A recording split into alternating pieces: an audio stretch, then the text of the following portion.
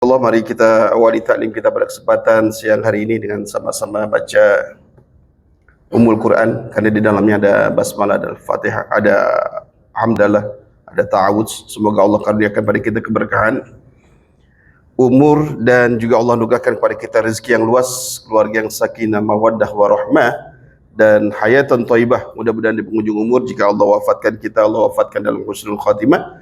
Mudah-mudahan bisa berjumpa besok di alam kubur, ya, dengan orang-orang yang kita cintai di alam akhirat, berkumpul bersama baginda Nabi Muhammad sallallahu alaihi wasallam. Al-Fatihah. A'udzubillahi minasyaitonir rajim. Bismillahirrahmanirrahim. Alhamdulillahirabbil alamin. Arrahmanirrahim. Maliki yaumiddin. Iyyaka na'budu wa iyyaka nasta'in. Shiratal mustaqim. Shiratal ladzina an'amta 'alaihim ghairil maghdubi 'alaihim waladdallin. Amin. Assalamualaikum warahmatullahi wabarakatuh. Innal hamdalillah nahmaduhu wa nasta'inuhu wa nastaghfiruh wa na'udzu billahi min shururi anfusina wa min sayyiati a'malina. May yahdihillahu fala mudilla lahu wa may yudlil fala hadiya lahu. Asyhadu an la ilaha illallah wahdahu la syarika lahu wa asyhadu anna Muhammadan abduhu wa rasuluhu la nabiyya ba'dah. Allahumma shalli wa sallim wa barik ala sayyidina Muhammadin wa ala alihi wa sahbihi wa sallim ajma'in, amma ba'd. Faqallahu ta'ala fil kitabil karim. A'udzu billahi as-sami'il 'alim minasyaitonir rajim. Bismillahirrahmanirrahim.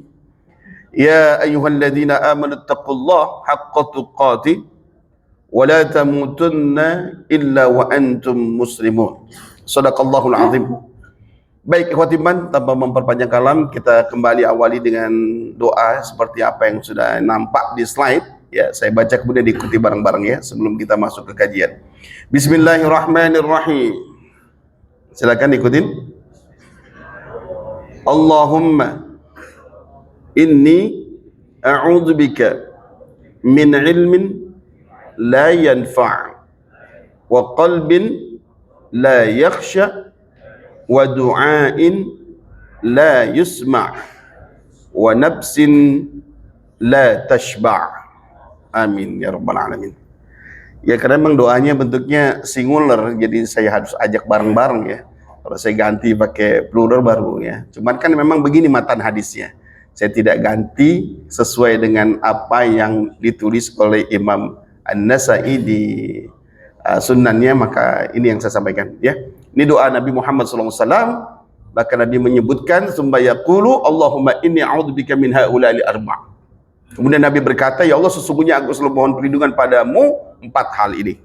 Yang pertama, Nabi berlindung pada Allah, dan kita semua baru saja membacanya. Kita berlindung pada Allah dari ilmu yang tidak manfaat. Kita berlindung pada Allah dari hati yang tidak khusyuk. Kita berlindung pada Allah dari doa yang tak didengar. Dan juga kita baru saja berlindung pada Allah dari nafsu yang tidak kenyang. Mudah-mudahan ini adalah bagian doa yang sangat mustajab, karena doanya Nabi ya, insyaAllah, bukan buatan manusia biasa, yaitu manusia luar biasa. Baik, teman-teman yang dimuliakan Allah SWT, kita sudah masuk di bulan Sya'ban. Kita tahu sama-sama bahwa Sya'ban secara bahasa maknanya bercabang. Ya, bercabang itu artinya berpencaran. Ya, kebiasaan di zaman dahulu ketika bulan Sya'ban, para penghuni ya, para penduduk Jazirah Arab pada saat itu berpencar mencari sumber-sumber air. Luar biasa, ini maknanya Sya'ban, berpencar. Banyak sumber-sumber air di bulan-bulan ini, di bulan Sya'ban. Itu terbiasa saja di sana ya, begitu. Sehingga disebut Sya'ban. Kemudian dinamakan Sya'ban karena saat itu dia menampakkan atau menonjol di antara 2 bulan, yaitu bulan Ramadan dan bulan Rajab. Jamaknya adalah Sya'banat atau Sya'ban, Sya'bin ya. Itu menonjol. Orang kan kebanyakan fokusnya di bulan Ramadan ibadah. Kalau Ramadan luar biasa. Saya rasa masjid kita nih kalau bulan Ramadan saya yakin banget padatnya. Nggak cukup di masjid biasanya. Apalagi di pekan pertama, kedua, ketiga, keempat ya. Kalau udah terakhir mungkin nggak tahu juga ya, Masya Allah. Karena memang begitu, bulan Ramadan bulan yang memang dimana orang punya antusias.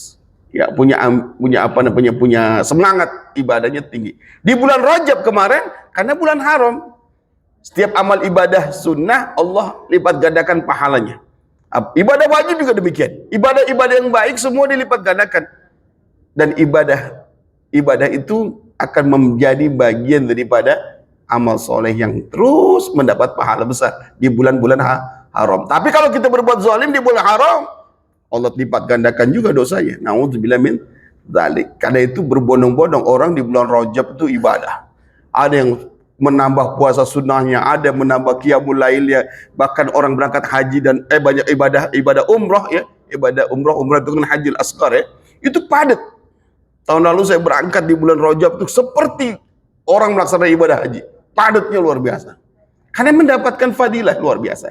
Nah, ketika masuk di bulan Sya'ban, justru kecenderungannya banyak orang lemes gitu ya maksud. Jadi gak ada antusias, gak ada semangat, gak ada semangat ibadah. Maka Nabi ingetin nih, mestinya tidak begitu.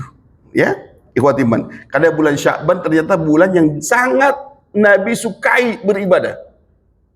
Ya, Nabi suka dengan ibadah di bulan Sya'ban. Bukan berarti mengkhususkan bulan-bulan, tapi sebenarnya Nabi ingin menunjukkan bahwa bulan Sya'ban merupakan bulan warming up untuk menyambut bulan suci Ramadan begitu. Maka Nabi pernah berpuasa di bulan Sya'ban itu 1 bulan penuh. Begitu keterangan Aisyah. Tapi di sisi yang lain ada yang menyaksikan bahwa Nabi tidak berpuasa di bulan Sya'ban.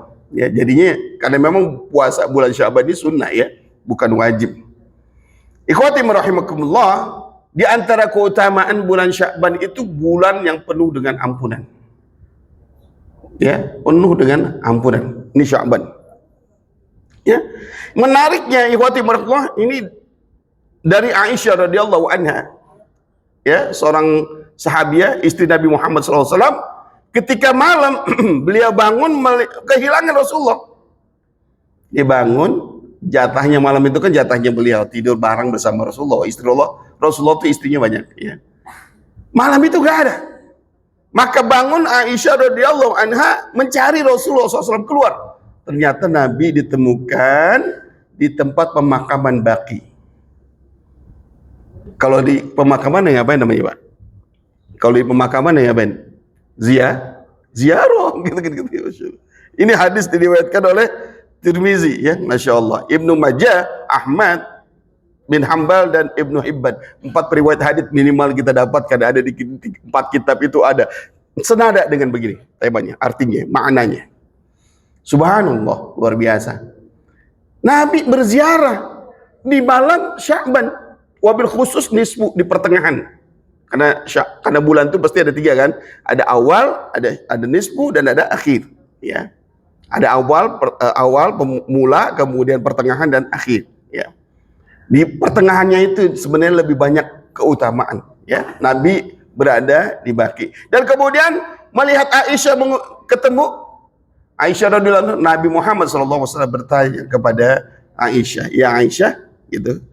Kata Rasulullah SAW, kata Rasulullah SAW, apakah engkau khawatir Allah dan Rasulnya akan menyanyiakanmu? Ya, seolah-olah merasa dicuekin. Kok ditinggalin gak ngomong-ngomong gitu? Mau kemana gak ngomong-ngomong gitu kan? Ya, maka Aisyah berkata, tidak ya Rasulullah.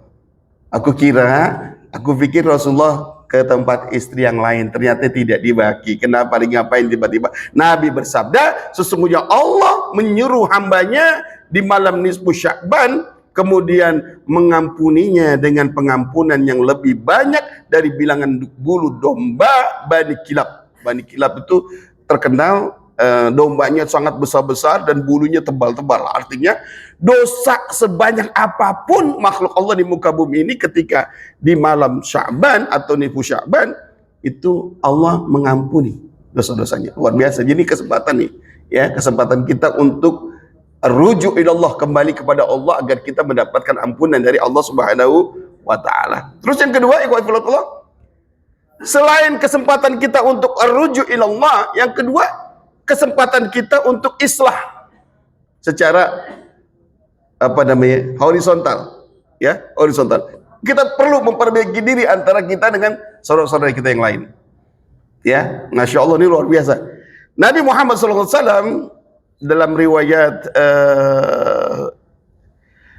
Abu Nuaim, ya, dikatakan an Mu'adz bin Jabal, dari sahabat Nabi namanya Mu'adz bin Jabal. Kita tahu sama-sama Mu'adz bin Jabal itu seorang sahabat yang kelak kata Nabi di akhirat akan dibangkitkan para ulama, orang-orang alim, di mana rombongan para ulama alim itu yang menjadi pemimpin adalah Mu'adz bin Jabal. Terkenal Mu'adz bin Jabal orang yang faqih dalam agama, ya.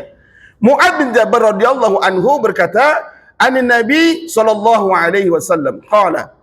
Dari Nabi Muhammad SAW, Nabi berkata, "Yattali'ullahu tabaraka wa ta'ala ila khalqihi lailatan nisfi min Sya'ban fayaghfiru li jami'i khalqihi illa li musyrikin aw musyahinin."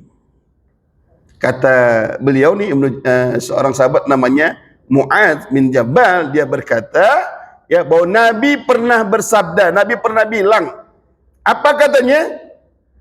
Ya, Nabi SAW bersabda, pada malam nisfu Sya'ban, ya, Allah Subhanahu wa taala akan mengampuni semua hamba Allah, makhluknya di muka bumi ini.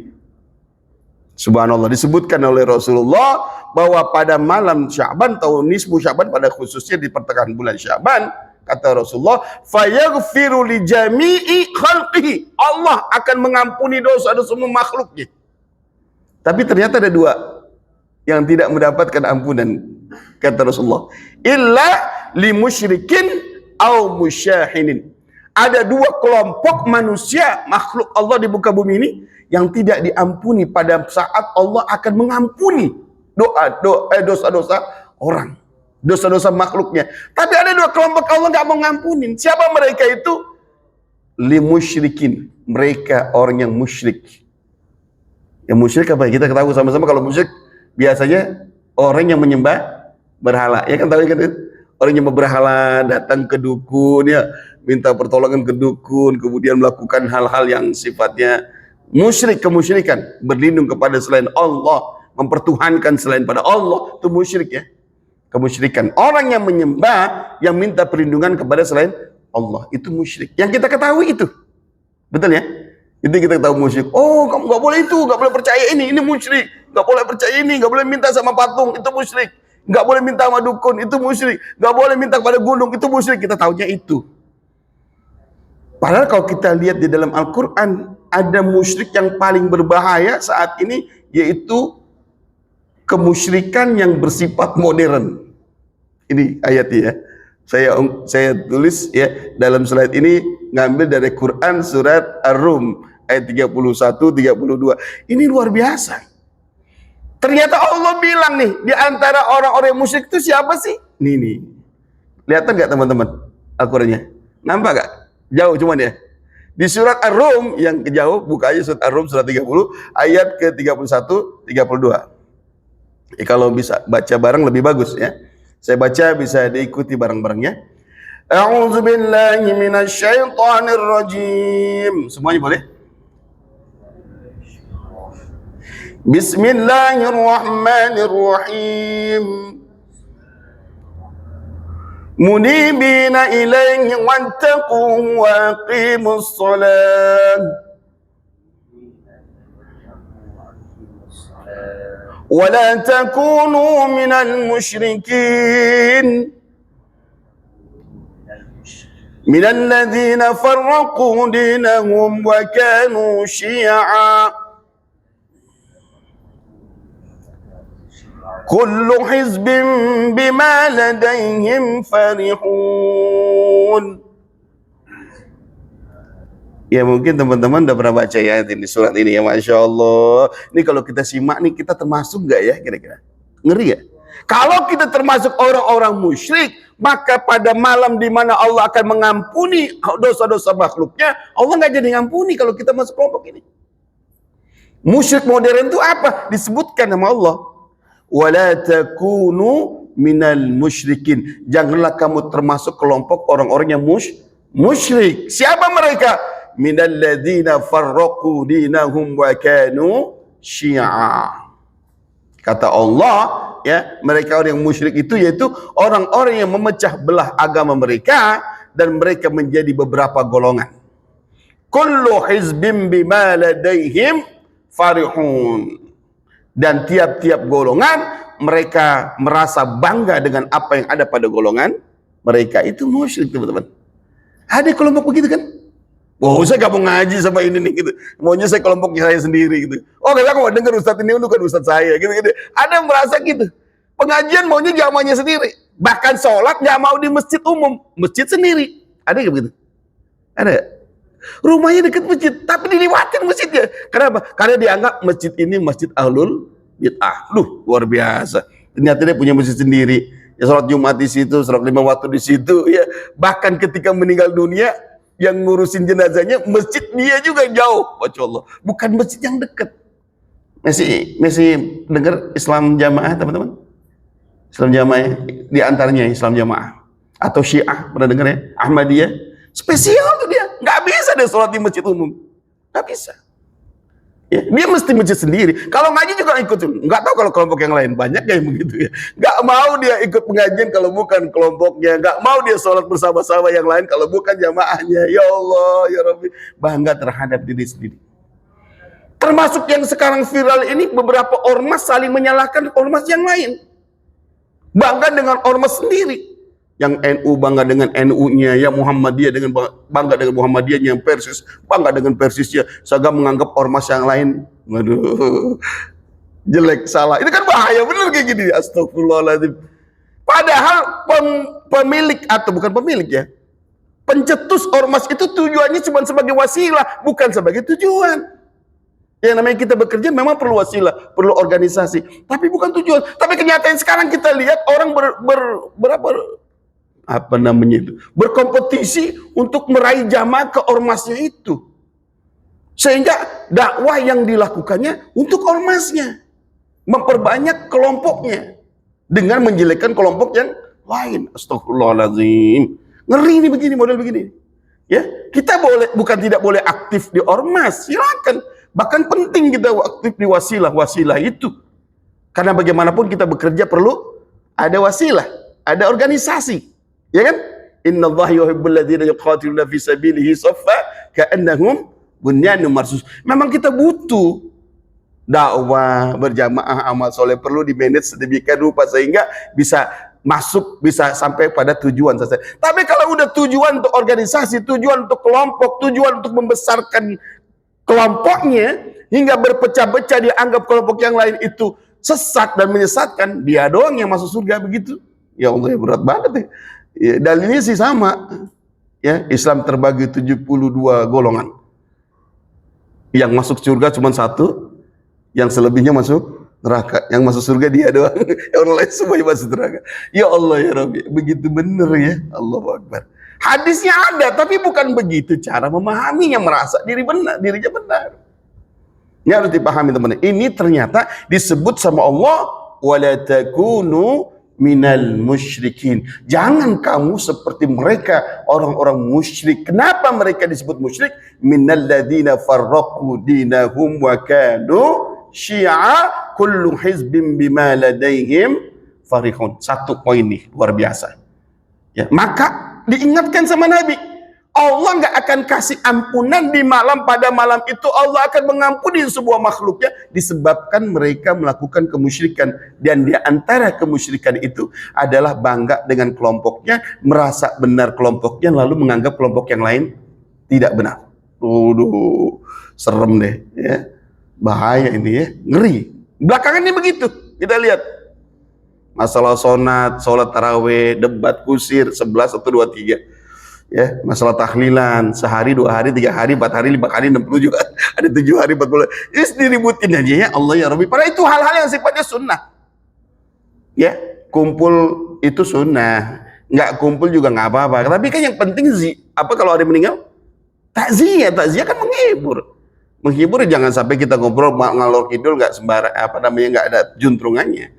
Ya, Masya Allah, kita menghibur orang yang kena musibah dengan memberikan tausiah, memberikan hal-hal yang sifatnya membuat orang itu semangat hidup, kira-kira gitu. Jangan mendramatisir sehingga kayaknya aku mau ikut suamiku, aku mau ikut ibuku, aku ikut ayah aku ikut istri mati gitu kan Rasulullah. Kita ada model begitu ya, saking cintanya. Nggak begitu teman-teman, ya Allah ya Rabbi. Baik, yang kedua apa? Au musyahinin. Au musyahinin, yaitu orang-orang yang mengalami permusuhan. Karena itu di bulan Sya'ban ini banyak banget orang yang mengadakan giat ruahan. Betul gak sih? Ya, ruahan tahu kan ruahan? Ya, di masyarakat kita ada acara ruahan. Saya diundang juga nih tanggal 14 ngisi ruahan 2 tempat. Satu di Uang Buaya, satu lagi daerah Koja. Luar biasa. Yang penting saya ngisi tausiahnya. Kayak gitu. Tapi ruahannya apa sih? Ternyata ruahan itu membaca doa untuk orang-orang yang sudah mati. Tapi kan Nabi bilang tuh, yang namanya islah itu tidak hanya kepada orang yang hidup. Betul gak sih? Islah juga kepada orang yang mati. Buktinya apa? Nabi di malam nisfu Sya'ban ada di tempat orang-orang mati, orang hidup. Kuburan, di makam. Ada orang meninggal. Ngapain tuh Rasulullah? Dia ziarah, dia islah sama orang yang meninggal dunia. Maka kalau kita datang ke makam, kita ngucapin salam nggak? Kita ngucapin Assalamualaikum ya ahlan kubur, Allah maghfir lana wa lakum, dan seterusnya. Subhanallah, diungkapkan. Ya, Masya Allah. Bahkan Nabi pernah bicara sama orang-orang yang sudah mati. Bingung gak kira-kira? Bingung deh. Bingung gak? Baca sirah, baca kitab-kitab hadis di Bukhari, di Muslim, dan berkitab-kitab yang lain terkait dengan Isra dan Mi'raj Nabi Muhammad. Oke, lihat. Nabi ketemu siapa? Ketika Isra Mi'raj ketemu siapa? Ketemu Nabi-Nabi gak? Ketemu Nabi Adam, ketemu Nabi Musa, ketemu Nabi Ibrahim, ketemu Nabi Yusuf, dan Nabi-Nabi yang lain. Betul gak? Bahkan sholat berjamaah di Masjidil Aqsa. Betul gak? Itu orang-orang yang kita sebut tadi, Nabi-Nabi sebelumnya kita sebut tuh udah mati apa masih hidup? Nabi Musa zaman Nabi Muhammad lagi Isra Mi'raj udah meninggal atau mati? Apa masih hidup atau mati? Udah mati kan? Betul gak? Udah mati. Nabi Musa udah mati, Nabi Ibrahim udah mati, Nabi Adam udah mati. Tapi Nabi bisa ketika dapat perintah sholat 50 waktu, Nabi Musa yang malah ngomong, jangan 50 waktu ya Rasulullah, berat itu ya Nabi Muhammad, minta keringanan lagi kan, irji ilallah kan gitu kan, kembali kepada Allah, minta keringanan. Akhirnya dapat keringanan 5 waktu. Justru itu usulnya orang dari orang mati orang hidup. Ya Allah, keren banget, luar biasa, dahsyat. Jadi jangan menganggap orang yang mati itu mati. Orang mati itu sesungguhnya hidup yang sesungguhnya. Betul gak sih? Jangan bilang ketika kita mati kemudian kita selesai kehidupan. Nggak begitu akidah Islam mengajarkan kepada kita. Justru kalau kita mati, kita masuk pada alam hidup yang sesungguhnya. Di dunia ini hidup kita ada batasnya, ada limitnya. Kata Nabi, usia umatku antara 60-70, itu limitnya. Ada yang lebih, nggak banyak ya, kurang lebih banyak gitu kan gitu. Oke, teman-teman ya, Masya Allah, luar biasa deh ya. Tapi ketika kita mati baru 7 langkah 10 langkah, kata Nabi dibangkitkan. Apa kalimatnya di Al-Quran? Inna nahnu nuhyil mauta wa naktubu ma qaddamu wa atharahum. Terus wa kulla syai'in ahsaynahu fi imamin mubin. Masih ingat Pak surat apa Pak? Surat apa? Ya? yang jarang baca masih kurang nyimak. Tapi kalau setiap malam Jumat baca Yasin pasti tahu ya. Ada, kalau saya memang ada giat malam, kan di warga saya udah biasa begitu. Yasin kalau baca Kahfi biasanya saya malamnya atau paginya gitu ya. Gak apa-apa, semakin banyak kita baca surat, no problem kan. Tadi pagi juga saya baca Yasin, baca Al-Waqiah, no problem. Tapi tidak meninggalkan baca Quran yang lain, kan begitu kan? Gak apa-apa. Karena Nabi juga mengamalkan ayat-ayat tertentu di biasa. Ya seperti Al-Muluk kita baca setiap malam, itu juga biasa. Ya. Bahkan barang siapa membaca surat Al-Muluk di setiap malamnya, Allah akan ringankan bebannya di alam kubur, kan begitu. Jadi no problem gitu. Ya teman-teman yang dimuliakan Allah Subhanahu, ini islah. Makanya bagus kalau bisa ziarah kubur itu jangan nunggu Lebaran gitu ya. Kalau bisa sekarang ziarah ke orang tua, wabil khusus ya, orang tua kita yang meninggal dunia, yang sudah meninggal dunia, datangin makamnya, ucapin salamnya. Dijawab gak salam kita? Dijawab gak? Assalamualaikum Abi, Assalamualaikum Umi, dijawab gak kira-kira? Jawab nggak? Masa nggak dijawab? Gitu. Nabi kan ngucapin salam juga sama yang meninggal dunia. Assalamualaikum warahmatullahi wabarakatuh. Jawab nggak tuh? Dijawab teman-teman. Cuma memang kita nggak dengar, betul nggak? Seperti kita sholat baca salam buat Nabi, kira-kira Nabi jawab nggak tuh? Assalamualaikum ayuhan nabiyyu warahmatullahi wabarakatuh. Nah, ya kan kita baca salam itu nggak? Nggak, kalau sholat baca nggak? Kalau nggak baca nggak sah sholat.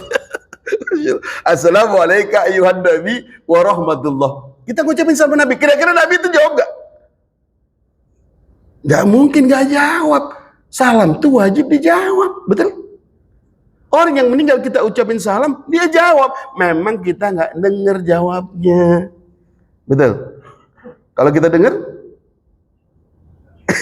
kabur gitu. Waduh, repot di orang semakam diucapin salam, jawab salam. Ya, memang begitu, alamnya beda. Mereka ngerti kita nggak ngerti mereka. Makanya Nabi ketika matiin jenazah, halus Nabi mandiin jenazah itu. Sampai Nabi bilang, Anda memperlakukan jenazah muliakan. Kenapa? Karena mereka lebih terasa daripada orang yang hidup. Oh gitu, maksudnya berarti tuh orang terasa dimandiin. Maka kalau mandiin jenazah nggak sama dengan mandiin orang hidup. Oh, kita mandiin anak tuh kita gebek-gebek aja udah biasa kan. Kalau sampoin kesuk gitu kan. Kalau mandiin jenazah nggak kayak gitu, pelan-pelan. Kenapa? Mereka lebih terasa. Kalau nggak percaya, coba aja ntar kalau mati ya dimandiin. Luar biasa. Ini luar biasa. Jadi jangan dianggap mereka yang meninggal kemudian selesai hidupnya. Justru mereka masuk dalam alam yang sesungguhnya mereka hidup. Kan di dalam ayat salah satunya, wala taqulu liman yuqtalu fi sabilillahi amwat bal ahya'u walakin la tash'urun. Kata Allah, jangan kamu kira orang-orang yang mati di medan perang mereka itu mati. Mereka sungguh hidup. Cuma kalian tidak sadar. Ya udah, waktunya udah habis teman-teman. Ini baru mukadimah gitu ya. Masya Allah. Ini waktu kita sedikit sekali. Ya intinya teman-teman, di bulan-bulan Sya'ban ini kita diminta sama Nabi Muhammad SAW sebagai utusan kita, utusan Allah SWT buat kita semua umatnya, ya, untuk islah kepada yang masih hidup dan islah kepada yang sudah wafat. Kalau yang masih hidup kita kumpul bareng-bareng, kita kunjungi, minta maafin ya, maafin. Kan tadi bilang ya, ini kan hadis ya. Allah tidak akan ampuni dosa, di mana Allah akan mengampuni dosa hambanya. Dia punya masalah dengan orang lain, dia punya kesalahan. Maka lebih baik kita minta maaf aja bulan ini. Jangan nunggu bulan Ramadan, apalagi bulan Syawal. Kesempatan minta maaf sekarang.